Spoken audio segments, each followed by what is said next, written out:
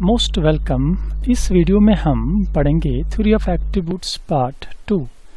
तो इसमें हम पढ़ेंगे कंटिंजेंसी टेबल, जिसका दूसरा नाम है 2x2 टेबल और 9 स्क्वायर टेबल भी इसी का नाम है। तो इसमें हम सीखेंगे ये क्लास फ्रीक्वेंसीज है, ये इम्पोर्टेंट है। तो ये किस तरह से निकाले जाते हैं, किस तरह से हम इनको कैलकुलेट करेंगे। और कोई ऑब्जेक्टिव आएगा या क्वेश्चन आएगा और क्वेश्चन में हम किस तरह से ये कैलकुलेट करते हैं। जैसे frequency A is equal to A B plus A beta, तो यहाँ से आप इजीली ए बी भी निकाल सकते हो, ए बी बीटा भी निकाल सकते हो, ए भी निकाल सकते हो। ये जो क्लास फ्रीक्वेंसीज ये मैंने थ्योरी ऑफ एट्रीब्यूट्स पार्ट 1 में सिखाया था। ये है थ्योरी ऑफ एट्रीब्यूट्स पार्ट 1। इसमें मैंने इंट्रोडक्शन पूरा ये समझाया था आपको, ये किस तरह से क्लास फ्रीक्वेंसीज हम बनाते हैं और नोटेशन एंड टर्मिनोलॉजी कैसे हम लेते हैं, इसको भी आप देखना। Number of classes, class frequencies ये मैंने ऑलरेडी पढ़ाया है थ्योरी ऑफ एट्रीब्यूट्स पार्ट 1 में। तो पहले हम यहाँ पर पढ़ेंगे कि कंटिंजेंसी टेबल किस टेबल को कहते हैं। तो उससे पहले यहाँ पर आप याद रखिए, पॉजिटिव क्लास फ्रीक्वेंसीज जब 2 एट्रीब्यूट से हमारे पास हों ए एंड बी, तो उसमें पॉजिटिव क्लास फ्रीक्वेंसीज ये है ए बी एन। तो ये पॉजिटिव क्लास फ्रीक्वेंसीज है। तो इसी के अपोजिट में मैंने आपको सिखाया था कि ए के अपोजिट में अल्फा एंड बी के अपोजिट में बीटा, ये नेगेटिव क्लास फ्रीक्वेंसीज कहलाते हैं। तो इसके बाद पेयर ऑफ क्वांटिटीज ये है ए बीटा अल्फा बी। तो ये 3 आपने याद रखने पड़ेंगे, positive class frequencies, negative class frequencies and pair of quantities. A contingency table helps in determining conditional probabilities quite easily. The table displays some values in relation to 2 different variables. तो 2 different variables को यहाँ पर हम use करते हैं, that may be dependent or contingent on one another. In statistics, a contingency table, also known as a cross-tabulation or cross-tab, is a type of table in matrix form. तो ये एक table है जो matrix form में आता है। अभी नीचे आप आगे पढ़ोगे, देखोगे, and that displays the multivariate frequency distributions. Multivariate frequency distribution इसमें डिस्प्ले होती है of the variables. They are heavily used in survey research and business intelligence, engineering and scientific research. They provide a basic picture of the interrelation between 2 variables. तो contingency table relation between 2 variables, इससे हम देखते हैं इस table से, and can help found interactions between them. The term contingency table was first used by Carl Pearson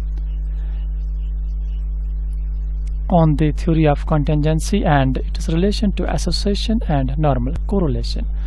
तो ये contingency table के बारे में ब्रीफ है कि ये कहते हैं किसको है, इसको भी आप याद रखिएगा।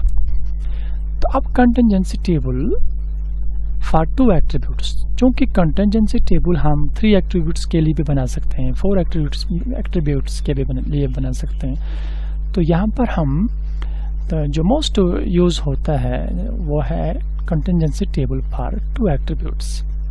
इसी का दूसरा नाम है 2x2 and 9 square table. 9 square क्यों कहते हैं इसको, इसमें 9 आते हैं स्क्वायर, 1 2 3 4 5 6 7 8 9, ये 9 आते हैं। 2x2 इसका नाम दिया गया इसलिए इसमें 2 एट्रीब्यूट्स हम रीड करते हैं। तो ये बनाते कैसे हैं, पहले आप याद रखिए, इम्पॉर्टेंट पॉइंट यहाँ पर ये याद रखना। जब आपके पास 2 एट्रीब्यूट्स हो ए एंड बी, तो टोटल नंबर ऑफ क्लासेस जो आपके पास बन जाएंगे वो 3 रेज़ पावर 2।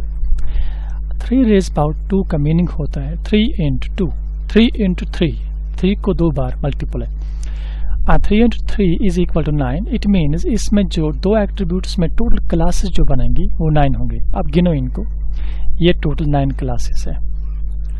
जैसे n 1 2 3 4 5 6 7 8 9, इसको याद रखिएगा आप। 2 एट्रीब्यूट्स में आपको ज़रूर 9 क्लासेस बन जाएंगे।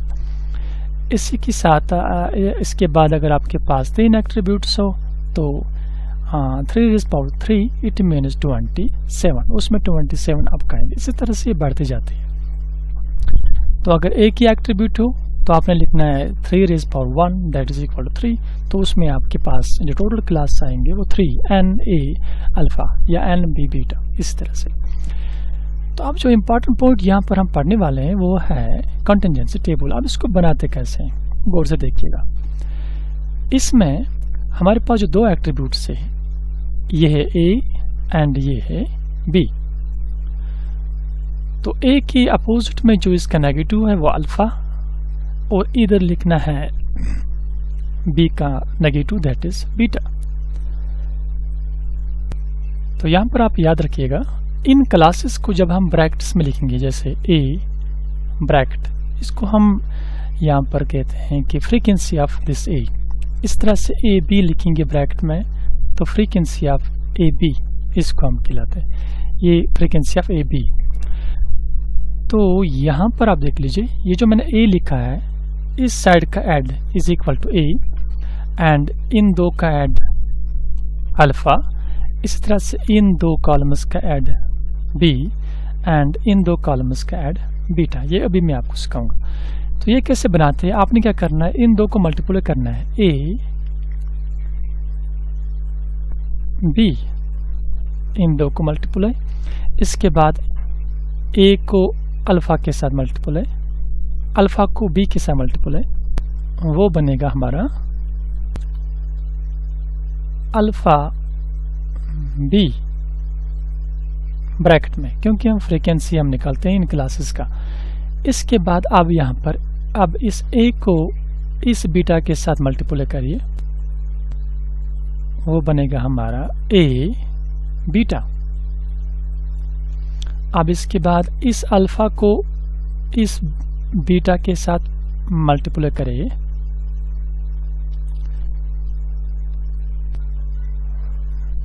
विच is equal to alpha beta, alpha into beta. तो इसके बाद इन दो का ऐड, जब हम इन दो को ऐड करेंगे, तो जब हमें ये b निकालना हो तो उस टाइम हमने a b को ऐड करना है अल्फा b के साथ, which will be equal to b, क्योंकि इसमें में b, इसमें में b, ये दो आपस में ये कैंसिल होते हैं, क्योंकि ये पॉजिटिव ये नेगेटिव। इस तरह से इन दो को ऐड करने के बाद हमारे पास जो फ्रीक्वेंसी आती है वो आती है बी की। इसी तरह से जब ये बीटा निकालना हो तो इन दो को ऐड करना पड़ेगा, A beta plus alpha beta, which is equal to इधर भी बीटा इधर भी बीटा, और ये अल्फा ये ए इस अल्फा के साथ कैंसिल हो जाएगा, यहाँ पर बचेगा हमारी फ्रीक्वेंसी ऑफ बीटा, यानी बीटा की फ्रीक्वेंसी क्या है। इस तरह से जब हम इस साइड का ऐड करेंगे इन दो का, तो वो आएगा ए के बराबर, यानी B beta cancel, A plus A is total frequency of A. इसी तरह से इन दो को जब हम ऐड करेंगे, इन दो को alpha plus alpha B beta, ये अपोजिट में है पॉजिटिव नेगेटिव, ये दो cancel, alpha plus alpha that's equal to total frequency of alpha which is equal to alpha. तो इस तरह से हम ये बी बीटा ए अल्फा निकालते हैं। इसको याद रखिएगा, ये जो सेल्स हम यहाँ पर लाते हैं ये मल्टीपल से लाते हैं, ये मैंने आपको बताया। तो ये सिंपल है।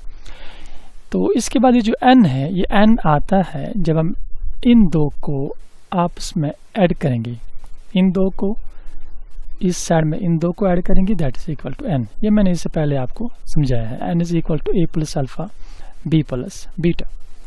तो ये है हमारा contingency table for two attributes. तो अब आप यहाँ पर सोचते होंगे तो ये किस लिए इसने बनाया, इससे क्या होगा, गौर से देख लीजिए। अगर हमें ए बीटा निकालना हो, ए बीटा की फ्रीक्वेंसी, ये ए बीटा, इसको हमने कैलकुलेट करना हो, कि ये किसके बराबर है।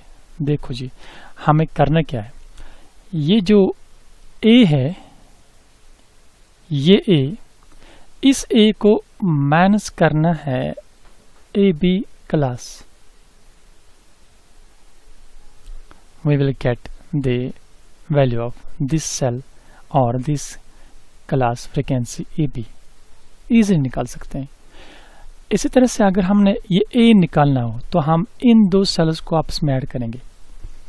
इसी तरह से जब आपको ये AB निकालना हो, AB सपोज मान लेते AB आपने निकालना है, तो सेम इस A को माइनस करना पड़ेगा A बीटा, तो हमारे पास वैल्यू आएगा ए बी के बराबर। तो इस ए को क्यों माइनस करना है, क्योंकि ये ए इन दो का ग्रैंड टोटल है, एडिशन है।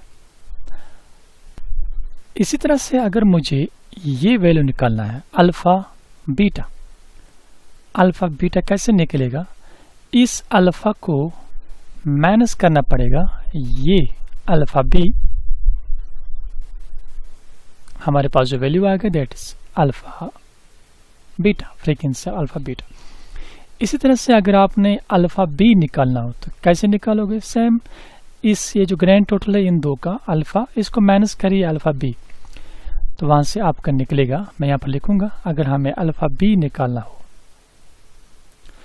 कैसे निकालेंगे, अल्फा को माइनस करना पड़ेगा alpha beta, we will get the value of alpha b। तो आप इस साइड में आप देख लीजिए, रो में, ये कॉलम में हम देख रहे थे अभी, अब इस साइड में आप देख लीजिए। अब अगर आपको यहाँ पर निकालना है b, तो कैसे निकालोगे, इन दो को आपस में ऐड करना पड़ेगा, इन दो को ऐड करेंगे तो हमारे पास जो वैल्यू निकलेगा that is equal to b। अब अगर आपको अल्फा b का वैल्यू निकालना होगा तो आप यहां से भी निकाल सकते हो, b माइनस ए बी, इस b को हम माइनस करेंगे ए बी, ये वाला A B which is equal to alpha b। तो यहां पर देख लीजिए गौर से, alpha b is equal to b minus A B. तो ये है इसकी शॉर्ट ट्रिक्स जिनके जरिए से आप कोई भी सेल इसमें से निकाल सकते हो। तो ये था contingency table for two attributes. तो अब इसके बाद इंपॉर्टेंट पॉइंट हम पढ़ने वाले हैं, वो है कि एग्जाम्पल, आपके क्वेश्चन कैसे आ सकते हैं। सपोज ये एग्जाम्पल है, given the following ultimate class frequencies, find the frequencies of the positive and negative classes. Suppose एक क्वेश्चन जिसमें ए बी दिया हुआ है 250 and A beta is 120, alpha B is equal to 200 and alpha beta is equal to 70। तो हमारे पास जो question है वो है the value of this class A frequency, इसकी फ्रीक्वेंसी ए की फ्रीक्वेंसी किसके बराबर है, इनमें से एक आंसर है इसका। इस तरह से एन किसके बराबर है, इस तरह से बी किसके बराबर है, value of frequency of B class is equal to, इनमें से एक इसका आंसर है। तो आपने बताना होगा तो कि इसमें से राइट आंसर कौन सा है। तो कैसे निकालोगे आप, वेरी इजीली, आप कंटिंजेंसी टेबल में इसको डालिए, हम इसको डालेंगे कंटिंजेंसी टेबल, ये बनाया मैंने कंटिंजेंसी टेबल, ए अल्फा बी बीटा, दो ही एट्रीब्यूट्स हैं। इसके बाद बी की यहाँ रो के साइड में ये बी की फ्रीक्वेंसी और बी के सीध में यहाँ रो के साइड में बीटा, ए के नीचे अल्फा लेकिन ब्रैकेट्स में, और ए के नीचे यहाँ पर अल्फा लिखना है, ए के नीचे यहाँ पर ए का add that is A frequency of A, and alpha के कॉलम में यहाँ पर नीचे फ्रीक्वेंसी ऑफ अल्फा। अब यहाँ पर आप देख लीजिए A B is equal to 250, तो हम यहाँ पर लिखेंगे ए बी, पहले हम बनाएंगे इसको टेबल को, मल्टीपल करिए ए बी, इस सेल में ए बी फ्रीक्वेंसी, इसके बाद आपको क्या करना है, अल्फा बी मल्टीपल है इस सेल में अल्फा बी, इसके बाद ए बीटा, यहाँ पर हमारा ए बीटा है, एंड अल्फा बीटा इस सेल में हमारा पास ये क्लास फ्रीक्वेंसी है अल्फा बीटा। उसके बाद आपने सीधे क्वेश्चन पे जाना है। क्वेश्चन पे देख लीजिए, A B is equal 250, A B की जगह पर 250 लिखिए। तो इसके बाद ए बीटा चेक करिए यहाँ क्वेश्चन में, A beta is equal to 120, यहाँ पर लिखेंगे हम A beta is equal to 120। उसके बाद alpha B is equal to 200, तो यहाँ पर लिखेंगे हम 200। Alpha beta is equal to 70, यहाँ पर लिखेंगे हम 70। बन गया हमारा कंटिन्यूटी टेबल। इसके बाद आपने क्या करना है, इन ऑब्जेक्टिव्स का आंसर ढूंढना है। पहले हमने ढूंढना है कि ए किसके बराबर है। चलिए हम टेबल पे जाते हैं। तो ए किसके बराबर है, यहाँ पर ए देख लीजिए, ए फ्रीक्वेंसी किसके बराबर है। मैंने पहले आपको बताया इससे पहले कि इन दो को ऐड करना पड़ेगा, A B plus A beta, इनको ऐड करिए 250 plus 120 which is equal to 370। तो अब हम यहाँ पर चेक करेंगे इस पहले ऑब्जेक्ट में 370 कहाँ पर है। तो पहले ऑब्जेक्ट में 370 ये है, इट मीन्स इसका आंसर यहाँ पर 370 है। अब हमने n ढूंढना है। तो n मैंने आपको बताया, n इज इक्वल टू, जब हम रो के साइड में इसको ऐड करेंगे that is a plus alpha. तो अब पहले हम a निकालेंगे, a तो हमने निकाला 370। इसके बाद अब अल्फा निकालेंगे, इन दो को ऐड करेंगे दैट इज 270। तो 270 plus 370 that is equal to 640। तो सेकंड ऑब्जेक्टिव में हमने देखा कि n यहाँ पर निकला 640। सेकंड ऑब्जेक्टिव में कौन सा आंसर है इसका, सेकंड ऑब्जेक्टिव में ये आंसर है, सी पार्ट इसका करेक्ट है 640। अब हमने फ्रीक्वेंसी बी की फ्रीक्वेंसी निकाली है। चलिए कंटिन्यूटी टेबल पे, ये है बी, तो ये बी फ्रीक्वेंसी, इसको नहीं लेना है, ये ब्रैकेट वाला हमने ढूंढना है। तो हम यहाँ पर निकालेंगे। तो ये बी किसके बराबर है, बी 200 प्लस 250, इन दो को ऐड करना है which is equal to 450। That means the value of B is equal to 450। तो अब हम ढूंढेंगे 450 कहाँ पर, ये है 450, सी पार्ट इसका करेक्ट आंसर है।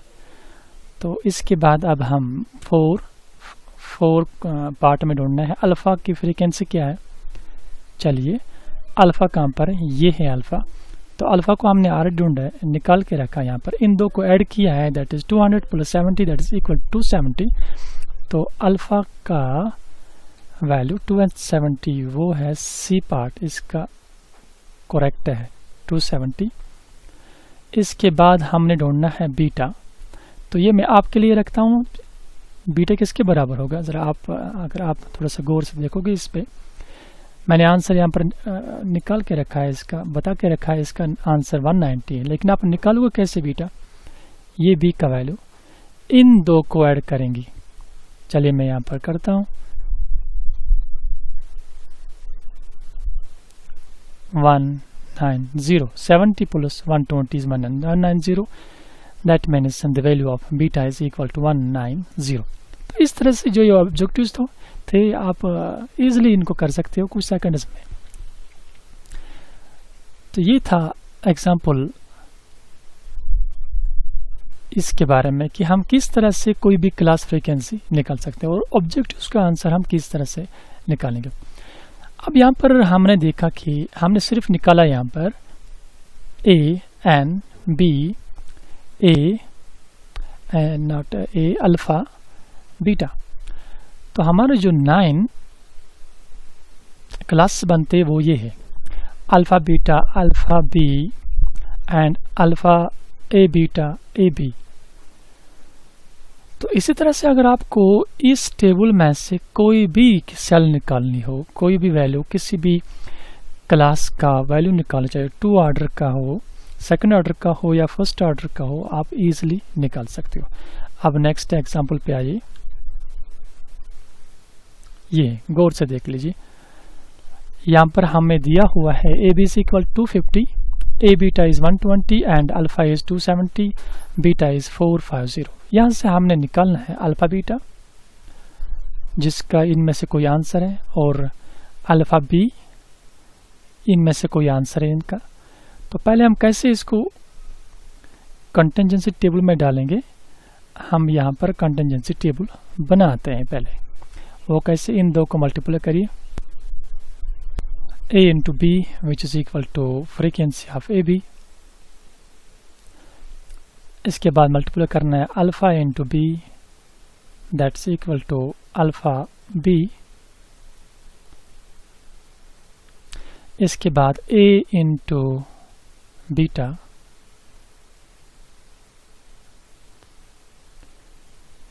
इसके बाद मल्टीप्लाई करना है अल्फा इंटू बीटा। अब आप क्वेश्चन पे जाइए, हम क्वेश्चन में चेक करेंगे हमें क्या क्या दिया हुआ है। यहाँ पर ए बी 250 है, इसको डालेंगे हम इस टेबल में। इसके बाद ए बीटा इज 120, तो यहाँ पर ढूंढिए ए बीटा इज हियर 120, और क्या दिया हुआ है alpha, alpha is equal to, ये है अल्फा 270,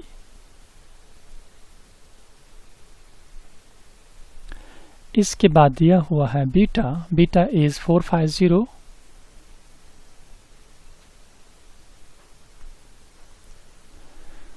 तो इसके बाद आपने इनका वैल्यू बताना है। लेकिन ये आप कैसे निकालोगे जब तक ना आपका कंटिंजेंसी टेबल कंप्लीट हो। पहले हम इसको कंप्लीट करेंगे, तो चलिए करिए इसको कंप्लीट।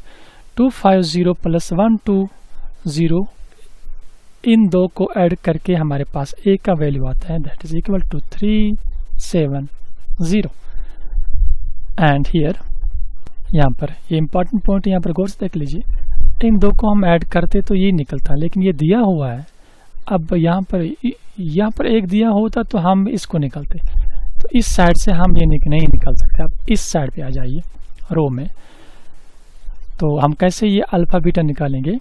अल्फा बीटा को हम इस बी को 450 को माइनस करेंगे 250, क्योंकि 450 इसका ग्रैंड टोटल है, इन दोनों का ग्रैंड टोटल है, उसी में से कम करेंगे हम ये 250, हमारे पास इजी निकलेगा कि अल्फा बी किसके बराबर है, विच इज इक्वल टू, मैं लिखूंगा यहाँ पर अल्फा बी, यहाँ पर निकलेगा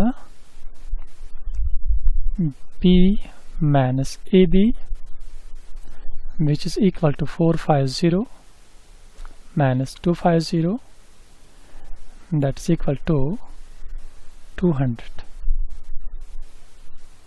आया, आपको समझ आया होगा उम्मीद है। अगर फिर भी समझ नहीं आया तो कमेंट में लिखना, जहाँ पर कंफ्यूजन होगी मैं कोशिश करूँगा समझाने की।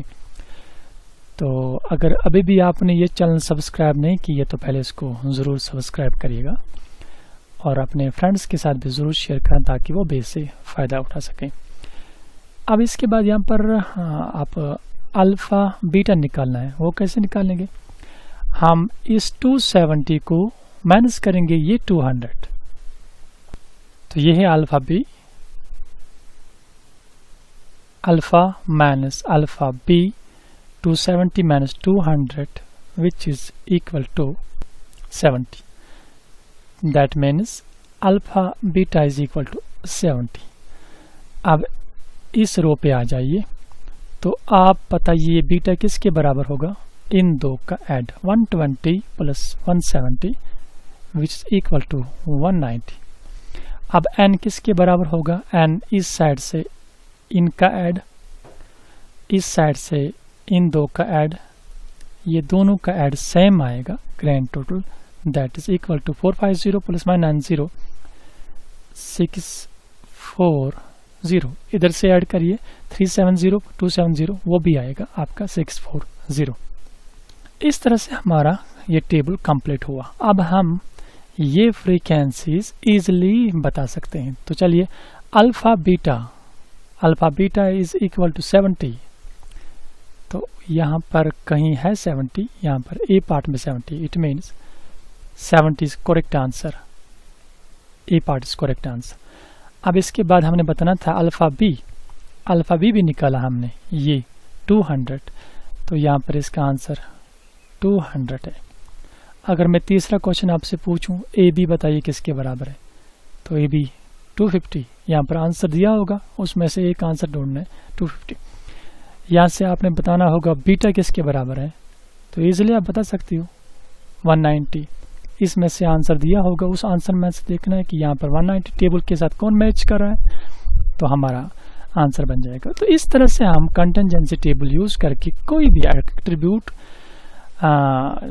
की क्लास फ्रीक्वेंसी निकाल सकते हैं। तो अब इन दो एग्जाम्पल्स को करने के बाद आपको समझ आया होगा कि ये किस तरह से हम एट्रीब्यूट की क्लास फ्रीक्वेंसी निकालते हैं। तो ये था हमारा इम्पोर्टेंट क्लास जिसको हमने आज पढ़ा कि टू एट्रीब्यूट्स में हम कंटिंजेंसी टेबल को किस तरह से यूज़ करते हैं। तो अभी भी अगर आपने चैनल सब्सक्राइब नहीं किया तो पहले ज़रूर चैनल को सब्सक्राइब करिएगा और अपने फ्रेंड्स के साथ भी ज़रूर शेयर करना। और नेक्स्ट जो मैं इसके बाद पढ़ाऊँगा वो आपको मिलेगा पार्ट 3 में, वो होगा इसके बाद जो हम पढ़ेंगे।